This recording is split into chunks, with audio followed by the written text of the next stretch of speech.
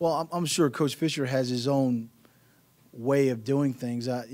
He's got some new staff members, and you see one of the things that's been traditional with a Florida State team is they are athletic and they are fast. They have skilled position players all over the place, and that's something that's always been a mainstay. Very talented. As I said before, the quarterback is, Heisman Trophy candidate.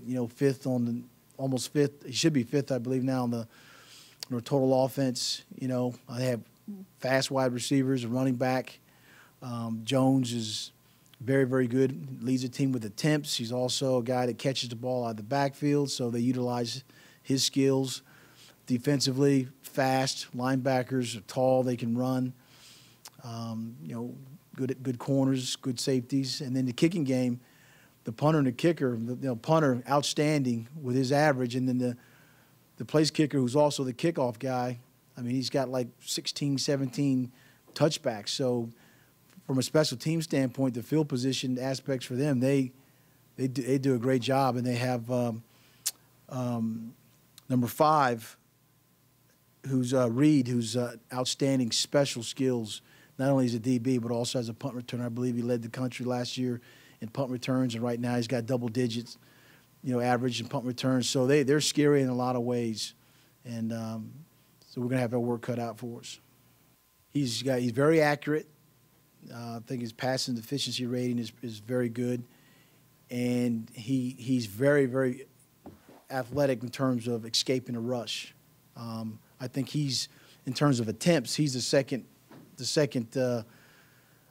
guy on their team with rushing attempts. Now I don't know how many of that is quarterback runs or some QB scrambles, but I tell you what, he's fast. When he gets out to the second level, he does a great job because he's hard to bring down. I remember when I was at the Houston Texans, our first round draft pick was Travis Johnson from Florida State, and just having a chance to talk to him, the whole mindset is they get up the field, they rush the passer. That's what they do. And you still see the same mindset. Like you said, 19 sacks. So it's going to be a challenge to provide protection for Mark. So whether that means some out-of-pocket stuff or whether that means quick passing game or whatever it may, we got to find a solution to try to do something to help us because those ends and the two guys inside particularly, they get great push up front. They were doing a lot of blitzing and scheming the first couple games, and I've heard the comment made that they decided to just let those guys play. And I tell you what, they're playing pretty well when you keep it kind of basic and let your 4 guys rush, let everybody else back there cover. So they've been very successful at doing that. So we're gonna have to protect the quarterback, find ways to do it in order for us to move the ball. Well, you want to make sure that you don't go backwards. You want to make sure that if you're in a situation where you're being harassed, that if you can, throw the ball beyond the line of scrimmage and make sure you're not throwing it to their guy, then instead of taking a sack, then you got a chance to live to see another day or maybe perhaps punt.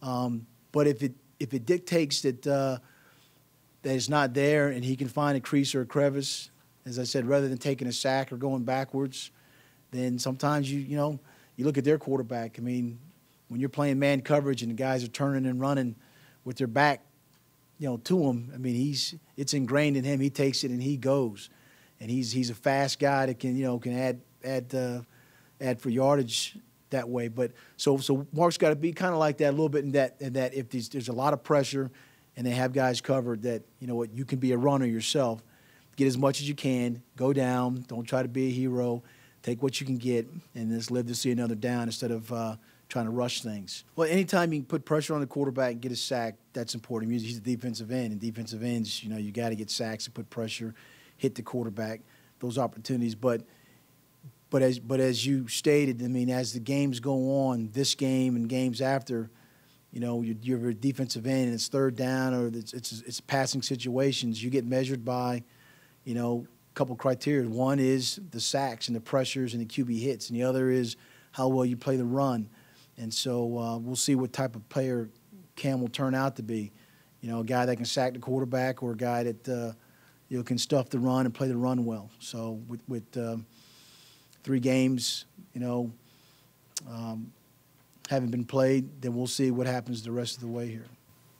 Rothside played about close to 30 plays, 27 plays. I thought that the one play that was a check with me at the line of scrimmage, threw it up jump ball. He kind of misjudged it. And I think one other time, if you're looking for negatives, and he might have overran a tackle, but he was in position for a lot of other things. You saw him running out there pretty good. So just wanted to make sure, that, again, the same with Roddy, you want to make sure that when they were in the game, they had a chance to hit cover, get involved, in making calls and the checks. Roddy didn't play as many plays as Rothside did, but after the game, he felt really good. He's feeling pretty good now, and looking forward to him, him being with us here on this Saturday. Same with Rothside. I think they'll be back, to close to being 100%. Matt's a worker bee. I mean, Matt, as I said in the spring, he wasn't on a scholarship. He said, Coach, if my actions and my efforts are such that you can consider me for a scholarship, I would appreciate it. End of story. And then he went out there and practiced hard and did all those things. But as I said, Dontrell Inman and Chris Bird, in a 2-back set, you only have 2 receivers out there, and they're the guys that line up out there. And then with his ability and opportunity to play now, he's made the most of it. Matt's not the fastest guy, but he gives great effort, and you appreciate a player like that, and so we're gonna put him in the game because he's far exceeded maybe his own expectations, and I thought he was good enough to warrant a scholarship because, I mean, he's done everything we've asked him to do.